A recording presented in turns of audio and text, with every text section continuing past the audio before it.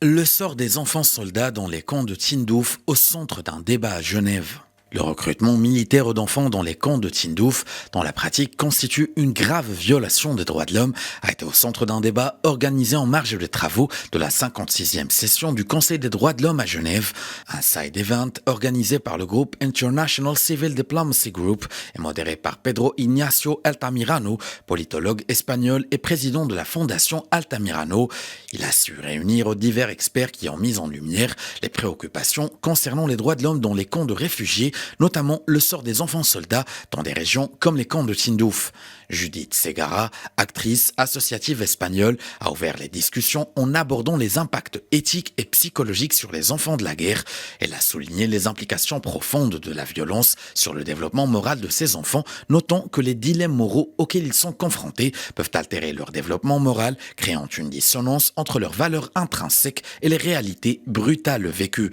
De son côté, Daniel Heiner, ancien diplomate suisse, a insisté sur la nécessité pour l'Europe de réagir face à l'enrôlement des enfants soldats. L'Europe, ayant souffert des guerres passées, doit être consciente du danger que représentent les enfants soldats pour la sécurité. Il est impératif que des mesures soient prises pour prévenir ce fléau, a-t-il insisté. Pour sa part, Matteo Dominici, politologue et conseiller en relations internationales, a qualifié le phénomène des enfants de la guerre de cancer mondial, alertant sur l'augmentation du nombre de soldats enfants dans le Sahel et à Tindouf. Moulay Hasnaji, président de la Commission indépendante des droits de l'homme, CIDH Africa, et secrétaire général du Centre international pour la prévention des enfants soldats à Dakhla, a exprimé ses préoccupations concernant les camps de Tindouf en mettant en lumière les restrictions de mouvement imposées aux réfugiés, limitant leur accès à des opportunités économiques et contribuant à leur isolement prolongé, appelant à une application stricte du droit humanitaire international pour protéger les réfugiés. Une discussion qui a su souligner la responsabilité collective de la communauté mondiale